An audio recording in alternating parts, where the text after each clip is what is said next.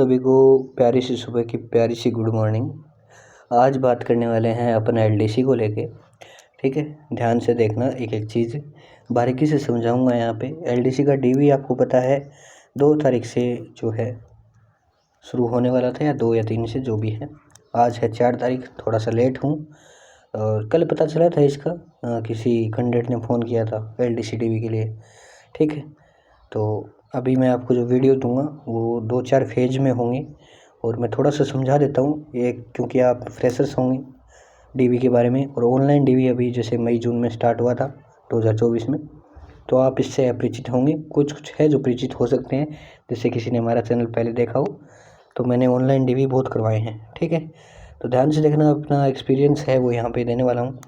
और 2-3 फेज में आपको ये बताऊँगा मैं, फर्स्ट सेकंड थर्ड मान लेते हैं अभी के लिए। फर्स्ट में आपको मैं ये बताऊंगा कि आपको डॉक्यूमेंट ऑनलाइन के लिए कौन से रेडी करने हैं। ठीक है, फॉर ऑनलाइन। फिर दूसरा बात ये होगी कि आपका एसएसओ से ये भरा जाएगा फॉर्म, ये भरना कैसे है। ठीक है, भरना कैसे है। ओके, थर्ड फेज जो आपका रहेगा वो रहेगा आपके लिए ऑफलाइन के लिए डॉक्यूमेंट कौन से लगेंगे। ठीक है, जब आपका ऑफलाइन डीवी होगा, जो आपको जाकर करवाना होगा जयपुर, तो ये थर्ड फेज वाला अभी नहीं चलेगा आपके। ठीक है, ये जब आपका ऑनलाइन डीवी हो जाएगा उसके बाद वीडियो आ जाएगा, इसके पीछे अभी मत दौड़ना। ओके, इसमें कैसे सेट तैयार करने हैं, कैसे क्या करना है, वो सब आगे की बात है। अभी 2 फेज हैं मेन। इन दोनों फेज के लिए आपको मैं ये वीडियो जो दे रहा हूँ ये दूंगा मैं डॉक्यूमेंट आपके ऑनलाइन कैसे, मतलब कौन से लगेंगे, इसके लिए वीडियो रहेगी। इसमें मैं डॉक्यूमेंट का प्रारूप दिखाऊंगा आपको, उनको भरना कैसे है डॉक्यूमेंट को। ठीक है, उनका वीडियो आपको अलग से मिलेंगे। ठीक है, डॉक्यूमेंट को कैसे भरना है और डॉक्यूमेंट क्या क्या लगेंगे वो इस वीडियो में बता दूंगा। एसएसओ से कैसे भरना है, इसकी लगभग 40 मिनट की वीडियो होती है। अगर 40 मिनट की वीडियो मैं आपको दे दूंगा थोड़ी देर में। ओके, उसके बाद ये डॉक्यूमेंट भरने कैसे हैं, इसके लिए मैंने वैसे पशु परिचर वाली एक वीडियो बना रखी है कैसे भरने हैं डॉक्यूमेंट। तो हो सकता है उस वीडियो का लिंक मैं डिस्क्रिप्शन में दे दूं, और हो सकता है आपके लिए न्यू वीडियो डाल दूं, तो वो आप चेक कर लेना चैनल पे। ठीक है, या तो लिंक डिस्क्रिप्शन में मिल जाएगा, वहाँ से देख लेना, वरना इसके लिए एलडीसी के लिए स्पेशल पे मिल जाएगा। दोनों चीज़ सेम है, ये मतलब सोचना है पशु परिचर का अलग है, नहीं, दोनों चीज़ें सेम है बिल्कुल। ओके, अब यहाँ पे बात कर लेते हैं कि सर अब आगे का प्रोसेस क्या है, डॉक्यूमेंट कौन से हैं। तो पहले एक चीज़ और बताता हूँ, एक टेलीग्राम ग्रुप है, एक व्हाट्सएप ग्रुप है। व्हाट्सएप का आपको नॉन नर्सिंग वाला ज्वाइन करना है। लिंक 2 मिलेंगे डिस्क्रिप्शन में, एक नर्सिंग का मिलेगा, एक नॉन नर्सिंग का मिलेगा। नॉन नर्सिंग का फ़ायदा इसमें ये है, आप इसमें डाउट पूछ सकते हैं, कुछ भी जो आपका डाउट हो। दूसरा, टेलीग्राम में ये फ़ायदा है आपका कि आपको जितने भी डॉक्यूमेंट वगैरह है वो सभी वहीं मिलेंगे, और जो डॉक्यूमेंट की लिस्ट होगी वो मैं अपने हाथ से लिख कर इसमें डालूंगा एलडीसी के लिए। अभी के लिए मैं आपको बता रहा हूँ सिर्फ। ठीक है, तो बता रहा हूँ मैं, एक बार बता देता हूँ आपको। देखो, ये जो है इसमें मैं फालतू ये बकवास करूँगा नहीं, सबको पता होगा कि कब से कब है डीवी। दिखा देता हूँ एक बार। हाँ, 2 से 8 तक है। ठीक है, और यहाँ पे देखो फिर, और इसमें ये थोड़ी ये नियम है ना, थोड़ा ध्यान से पढ़ लेना। ये वैसे ऑफलाइन के लिए है, ऑनलाइन के लिए नहीं है अभी। तो मैं एक बार वो पेज निकाल लेता हूँ। अब आप सोचेंगे सर ये क्या निकाल दिए, ये जो आपकी पीडीएफ डीवी की जारी हुई थी उसमें नीचे डॉक्यूमेंट है वो दिए गए हैं, इसे बोलते हैं चेक लिस्ट। ठीक है, ये चेक लिस्ट है। अब ये किस काम की होती है वो बता देता हूँ। ठीक है, वैसे ये काम आएगी ऑफलाइन के लिए, ध्यान रखना। ठीक है, ऑफलाइन के लिए काम आएगी, अभी इसको आपको कोई काम नहीं है। पर मैंने क्यों निकाली है, इसमें डॉक्यूमेंट का नाम है, वो नाम बताने के लिए। ठीक है, इसमें आधे हैं, आधे मैं बताऊंगा। तो इसमें पहला डॉक्यूमेंट आप छोड़ देना, ये स्क्रूटनी फॉर्म है, ये आपका ऑनलाइन भरा जाएगा। ओके, ये फॉर्म है। दूसरा, इसमें डॉक्यूमेंट कौन से लगेंगे। 2 नंबर है, 10वीं 12वीं की मार्कशीट आ जाएगी, मूल निवास आ जाएगा। मूल निवास 10 साल पुराना वैलिड होता है। ठीक है, ध्यान रखना। और जो न्यू बनवा रहे हैं उनके साथ एक एफिडेविट लगेगा, जिनका पहले नहीं है, मतलब था या डिजिटल नहीं था, तो उनके लिए नया बनवाया है वो एफिडेविट। आवेदन से पहले 10 साल पुराना चलेगा। ठीक है, अब आवेदन इसमें जो एलडीसी भर्ती परीक्षा हुई थी ना, तब उसका आवेदन जब आपने किया था वो आवेदन। ठीक है, अब ये जो श्रेणी है यानी कास्ट सर्टिफिकेट आपका लगेगा। ठीक है, तो कास्ट सर्टिफिकेट सभी को देना होता है। उसके बाद क्या होता है कि ओबीसी और एमबीसी और ईडब्ल्यूएस, इनके वो साल वाला झमेला होता है। अब इसके लिए मैं थोड़ी सी गाइडेंस देता हूँ आपको। देखो, एक जब आपने आवेदन किया था, ठीक है, तो आवेदन अगर मान लो आपने 2024 में किया, या 2023 में किया, जिसमें भी आपने किया, मैं फॉर एग्जांपल बता रहा हूँ, मान लो 2023 में किया, 24 में किया, तो 2023 तक अब डेट महीना वो सेम ही रहेगा, ठीक है। जो आपका 2024 में बना था उससे पहले वही डेट 2023 में, इसके अंदर यदि आपका है तो वो वैलिड होगा। अगर इससे पुराना है, इससे पुराना 2 साल और चलेगा, मतलब 23 से 2 22 हो गई, 21 हो गई, मतलब टोटल 3 साल वैलिड होना चाहिए, उसके साथ एफिडेविट लग जाएगा। अगर 2024 से आवेदन के बाद का है, मतलब आवेदन के बाद का है, चाहे वो 2024 हो, जब भी आपका आवेदन हुआ था उसके अगर प्लस है बाद का, तो भी आपको एफिडेविट देना होगा। तो देना कब नहीं है एफिडेविट? जब आपका आवेदन से पहले 1 साल के अंदर है, तब नहीं देना। बाकी अगर उससे पहले 2 साल पुराना या 3 साल पुराना, मैक्सिमम 3 साल हो सकता है, इससे पुराना नहीं चलेगा, तो आपको एफिडेविट देना पड़ेगा 2 या 3 साल के लिए। फिर यदि आपका न्यू है तो आपको एफिडेविट देना पड़ेगा। ओके, समझ आ गया? ठीक है। अगर किसी के पास सारे हैं तो वो न्यू वाला भी लगा दो और एक जिसके पुराने वाला लगा दो, दोनों साथ लगा दो। अन्य श्रेणी जैसे ये विधवा प्रत्यक्षता, इनका जो विशेष प्रमाण पत्र होता है, जैसे डिग्री और जो पीएस संबंधी हो गया, विकलांग का सर्टिफिकेट, ये स्पेशल सर्टिफिकेट है, वो लगेंगे। मूल निवास मूल चरित्र प्रमाण पत्र, इसका मतलब क्या है कि 2 करेक्टर सर्टिफिकेट आपको बनाने हैं, 2 सीसी, इनके फॉर्मेट में दिखा दूंगा, ठीक है। 2 सीसी बनाने हैं आपको। 2 सीसी में क्या होगा कि एक तो अलग गजटेड ऑफिसर से बनेगा और एक अलग गजटेड ऑफिसर से बनेगा, दोनों अलग अलग से बनेंगे, ठीक। ये 2 करेक्टर सर्टिफिकेट वो हो गए। गजटेड ऑफिसर वो होता है जैसे एक प्रधानाध्यापक हो गया या लेक्चरर हो गया या कोई भी जैसे सरकारी पोस्ट पे हो ना, तो वो गजटेड ऑफिसर माना जाता है, आप उससे साइन करवा सकते हैं। अब कोई बोलता है सरपंच का, तो बिल्कुल नहीं चलेगा सरपंच का, ठीक है, ध्यान रखना। दूसरी बात, खुद का स्टाम्प होना चाहिए। जैसे आप कभी कभी लेक्चरर से साइन कराते हो तो किसी किसी लेक्चरर के पास मोहर नहीं होती, तो वो स्टाम्प जरूरी है, ध्यान रखना। अब इसके बाद आता है जी, क्या आता है, अब आप बोलेंगे सर 5 नंबर 6 नंबर पॉइंट तक हो गए, एक इसमें आपका करेक्टर सर्टिफिकेट लगेगा, एक और बता दूँ, 2 तो वो ये हो गई, प्लस में एक और जो लगता है वो लगता है आपका स्कूल या कॉलेज का, ठीक है, स्कूल या कॉलेज।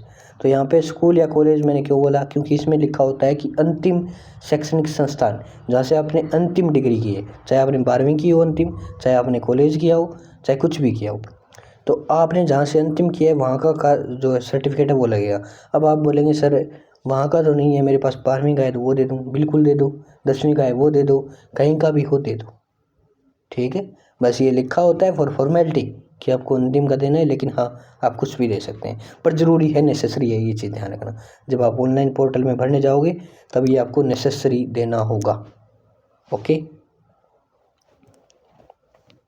अब आता है वचनबद्ध प्रपत्र, ये जो है सादे कागज़ पर, ये क्या सिस्टम है इसका आगे दिखाऊंगा, इसका फॉर्मेट दिखाऊंगा। संविधान ये भी आगे दिखाऊंगा फॉर्मेट, दहेज इसका भी फॉर्मेट दिखाऊंगा, ठीक है।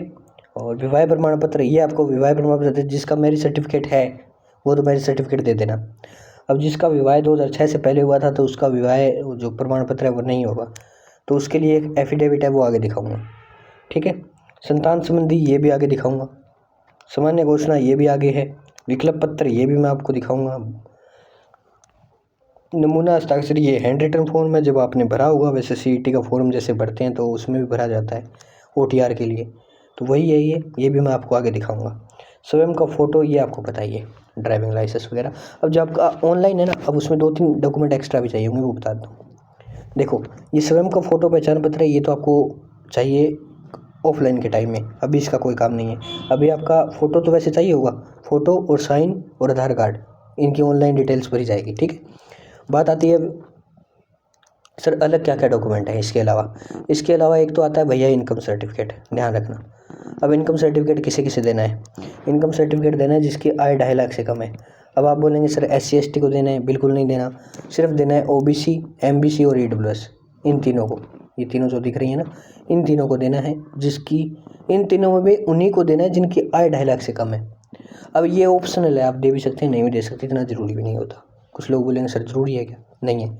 अब इनकम सर्टिफिकेट कोई बनवा रहा है तो बनवा रहा है तो 4 पेज वाला बनेगा, पापा के नाम से बनेगा, चाहे वो महिला हो, चाहे वो शादीशुदा हो, चाहे कुछ भी हो, पापा के नाम से बनेगा। यदि किसी व्यक्ति का राशन कार्ड अलग है, ठीक है, तो आपका क्या हो सकता है कि आपका खुद का बन सकता है। यदि आपका राशन कार्ड अलग नहीं है तो आपका पापा के नाम से ही बनेगा। और जो विवाहित महिलाएं हैं उसके सारे डॉक्यूमेंट पापा के नाम से बनेंगे, ये चीज़ भी ध्यान रखनी है। उसके बाद आता है कि सर जो और क्या क्या डॉक्यूमेंट है, और एक आता है अटेस्टेशन फॉर्म। ये 2 पेज का एक फॉर्म होता है जिसे आपको ऑनलाइन भरने से पहले भरना होगा। क्यों भरना होगा? क्योंकि ये ऑनलाइन में मांगेगा आपसे, अटेस्टेशन फॉर्म की PDF डालनी होगी। तो PDF कैसे बनेगी? जब आप इसको ऑफलाइन भरेंगे तब वो PDF बनेगी। इस पर भी गेस्टेट ऑफिसर के साइन होते हैं। अब भरना कैसे है तो इसकी वीडियो मैं अलग से नहीं बनाऊंगा, इसकी वीडियो आपको लिंक मिलेगा नीचे डिस्क्रिप्शन में, ठीक है, भरे हुए की। चाहे वो GNM का दे दूँ, चाहे जूनियर अकाउंटेंट का दे दूँ, किसका भी दे दूँ मैं, कोई भी भर्ती का हो सकता है। तो उसमें क्या होगा कि अटेस्टेंस फॉर्म पूरा भरना बताया गया है। अटेस्टेंस फॉर्म सभी भर्तियों के लिए सेम रहता है, ध्यान रखना, अलग अलग नहीं है। कहीं आप ये सोचो सर आप CHO का कैसे बता रहे हैं, हमारी तो भर्ती LDC है, ऐसा फ़र्क नहीं है। अटेस्टेशन फॉर्म 2 पेज का होता है, वो सेम रहता है सभी भर्ती के लिए। ओके, ध्यान रखना। लिंक वीडियो के डिस्क्रिप्शन में अटेस्टेशन की। उसके बाद क्या डॉक्यूमेंट रह गया? उसके बाद आपका अगर किसी में नाम मिस्टेक वगैरह है तो उसका आप एफिडेविट बनवा लें, ठीक है। अगर किसी के चंद्र बिंदु की कोई गलती होती है, जैसे मैं बता देता हूँ यहाँ पे, ये बिंदु है, ये नाम के आगे, जैसे चंदा नाम है, मान के चलते चंदा, और एक चंदा ऐसे लिखा गया, तो ये तो हिंदी वर्णमाला का नियम है, इसमें आपको ऐसे एफिडेविट बनवाने की नीड नहीं है, ध्यान रखना। हाँ, किसी का सरनेम गलत लिखा है या पूरा नाम गलत लिखा है, अब चंदा की जगह या चांदी कर दिया तो ये तो गलती है, ठीक है, वो चीज़ ध्यान रखना।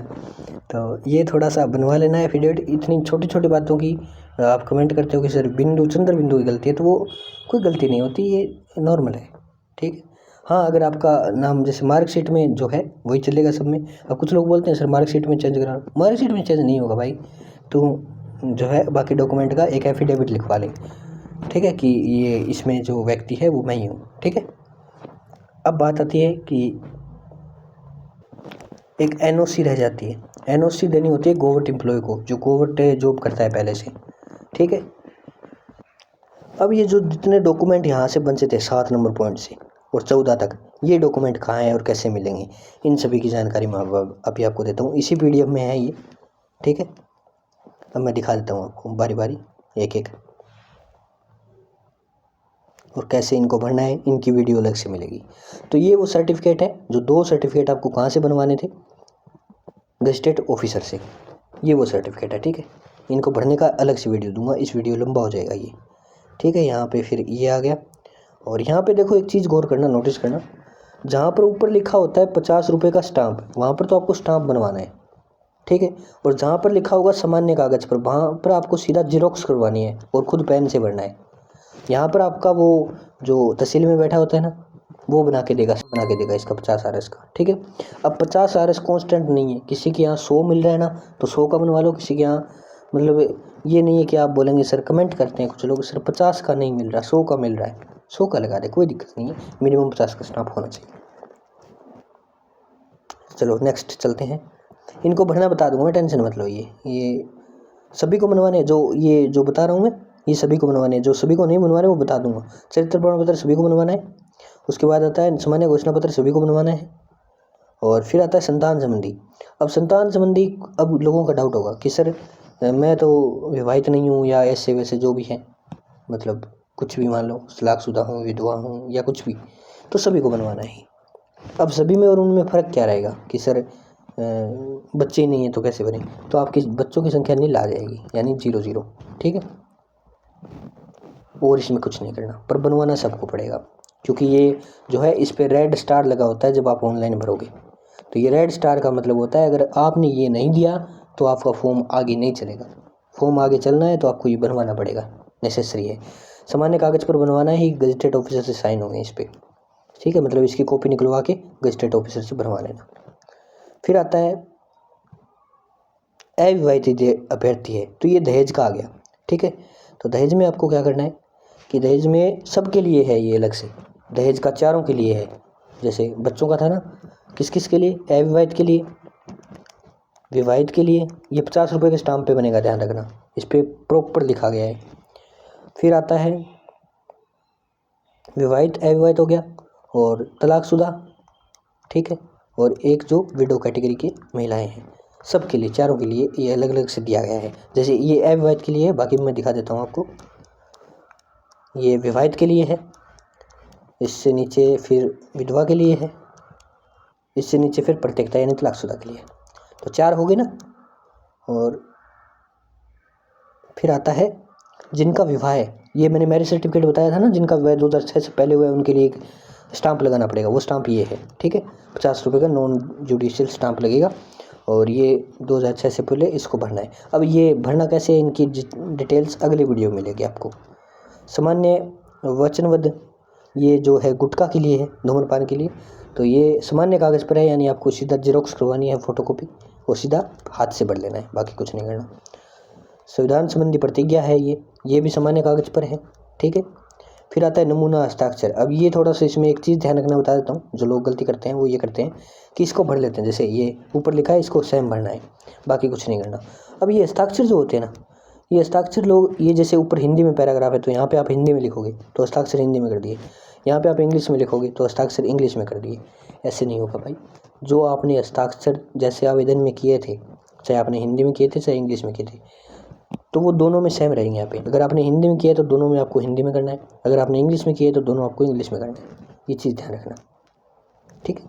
चाहे आपने उर्दू में किया हो चाहे फारसी में किया हो। अब आता है भाई विकल्प पत्र, ठीक है। ये भी सामान्य कागज़ पे है। अब ये भरना क्यों है, सबके लिए ज़रूरी नहीं है, बाकी सबके लिए ज़रूरी थे। जो ऊपर जितने भी आए हैं वो सबके लिए ज़रूरी थे। अब विकल्प, नाम में विकल्प है तो समझ आ गया होगा कि ये ऑप्शनल है।